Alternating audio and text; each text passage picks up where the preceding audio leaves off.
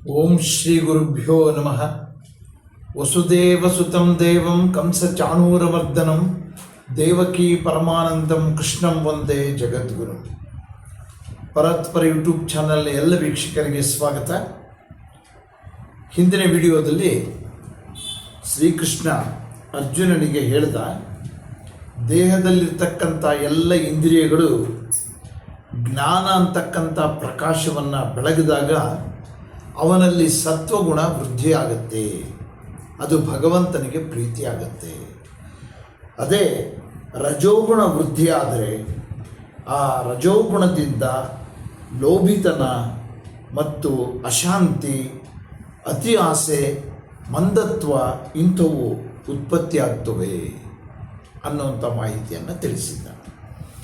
ಮತ್ತೆ ಮುಂದುವರೆದು 13-14ನೇ ಶ್ಲೋಕಗಳಲ್ಲಿ ಏನನ್ನು ಹೇಳ್ತಾನೆ ಭಗವಂತ ಅಂತ ನೋಡೋಣ. ಅಪ್ರಕಾಶೋ ಪ್ರವೃತ್ತಿಶ್ಚ ಪ್ರಮಾದೋ ಮೋಹ ಏವ ಚ ತಮಸ್ಯೇತಾನಿ ಜಾಯಂತೆ ವಿವೃದ್ಧೇ ಕುರು ನಂದನ. ಹೇ ಅರ್ಜುನ, ನಮ್ಮಲ್ಲಿ ತಮೋಗುಣ ಹೆಚ್ಚಾದರೆ ಮಂದತ್ವ, ಅಪ್ರವೃತ್ತಿ ಮತ್ತು ಪ್ರಮಾದ, ಮೋಹ, ಮೂಢತ್ವ ಇವೆಲ್ಲ ಉಂಟಾಗ್ತವೆ ಅಂತ ಹೇಳ್ತಾ ಇದ್ದಾರೆ. ಈ ತ್ರಿಗುಣಗಳ ಬಗ್ಗೆ ವಿವರಣೆಯನ್ನು ಇನ್ನೂ ಕೊಡ್ತಾನೇ ಇದ್ದಾನೆ ಭಗವಂತ. 3 ಗುಣಗಳ ಬಗ್ಗೆ. ಈ ತಮೋಗುಣ ಅನ್ನುವಂಥದ್ದು ತುಂಬ ಕೆಳಮಟ್ಟದ್ದಿದೆ. 3 ಗುಣಗಳಲ್ಲಿ ಸತ್ವಗುಣ, ರಜೋಗುಣ, ತಮೋಗುಣ. ಆ ತಮೋಗುಣ ಅಂತಕ್ಕಂಥದ್ದು ಅಜ್ಞಾನವನ್ನು ಉಂಟು ಮಾಡುತ್ತೆ ಮತ್ತು ಯಾವುದೂ ಸರಿಯಾಗಿ ತಿಳಿದಂತೆ ಆಗುತ್ತೆ ಮನುಷ್ಯನಿಗೆ. ಅವನು ಸರಿಯಾದ ಕೆಲಸವನ್ನು ಮಾಡದೆ ಬೇರೆಯವರು ಮಾಡಿದಂಥ ಒಳ್ಳೆಯ ಕೆಲಸದಿಂದ ಬರುವ ಪ್ರಯೋಜನವನ್ನು ಅಥವಾ ಫಲವನ್ನು ತಾನು ಪಡ್ಕೊಳ್ಬೇಕು ಅಂತ ಹವಣಿಸ್ತಾ ಇರ್ತಾನೆ. ಆ ಹವಣಿಸುವಂಥ ಬುದ್ಧಿ ಅವನಲ್ಲಿ ಹೆಚ್ಚಾಗಿರುತ್ತೆ. ಅದು ಒಂದು ರೀತಿ ಲಂಪಟತನ ಅಂತ ಕರೀತಾರೆ. ಆ ರೀತಿ ಆಗುತ್ತೆ ಅಂತ ಹೇಳಿದೆ.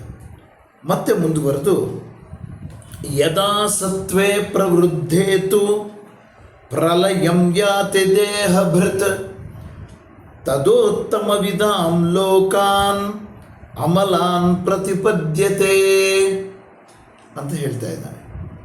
ಅಂದರೆ ಈ ಸತ್ವಗುಣ ಅಭಿವೃದ್ಧಿಯಾದಾಗ, ಯಾರಾದರೂ ಒಬ್ಬ ವ್ಯಕ್ತಿಯಲ್ಲಿ ಸತ್ವಗುಣ ಅಭಿವೃದ್ಧಿಯಾಗಿ ಅವನು ಕಾಲವಾಗಿಬಿಟ್ರೆ, ಅಂದರೆ ನಿಧನವಾಗಿಬಿಟ್ರೆ, ಅವನು ಉತ್ತಮವಾದಂಥ ಜ್ಞಾನಿಗಳಿಗಿರುವಂಥ ಪವಿತ್ರವಾದ ಲೋಕವನ್ನು ಸೇರ್ತಾನೆ ಅಂತ ಹೇಳ್ತಾ ಇದ್ದಾರೆ.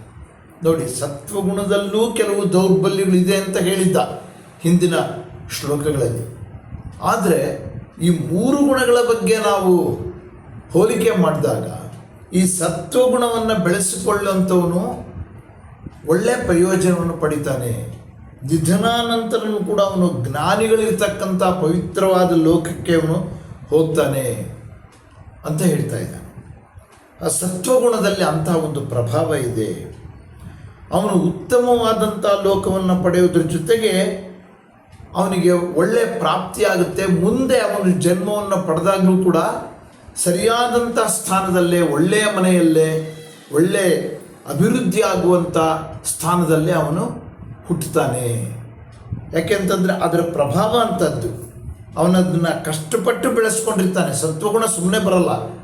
ನಾವು ನಿರಂತರವಾದ ಅಭ್ಯಾಸವನ್ನು ಮಾಡ್ತಾ ಮಾಡ್ತಾ ಮಾಡ್ತಾ ಆ ಸತ್ವಗುಣ ಅನ್ನೋಂಥದ್ದು ನಮ್ಮಲ್ಲಿ ರೂಢಿ ಆಗುತ್ತೆ. ಅದೇ ಸತ್ವಗುಣ ನಮಗೆ ಮರಣಾನಂತರನೂ ಕೂಡ ಒಳ್ಳೆಯ ಸ್ಥಾನವನ್ನು ದೊರಕಿಸುತ್ತೆ. ಮತ್ತು ಪುನರ್ಜನ್ಮ ಪಡೆದಾಗಲೂ ಕೂಡ ಒಳ್ಳೆಯ ಸ್ಥಾನದಲ್ಲೇ ಅವನು ಜನ್ಮವನ್ನು ಪಡಿತಾನೆ ಅನ್ನುವಂಥ ಮಾಹಿತಿಯನ್ನು ಭಗವಂತ ಅರ್ಜುನನಿಗೆ ತಿಳಿಸ್ತಾ ಇದ್ದಾನೆ ಅಂತ ಹೇಳ್ತಾ ಇವತ್ತಿನ ಈ ವಿಡಿಯೋವನ್ನು ಮುಕ್ತಾಯ ಮಾಡ್ತೀನಿ. ನಮಸ್ಕಾರ.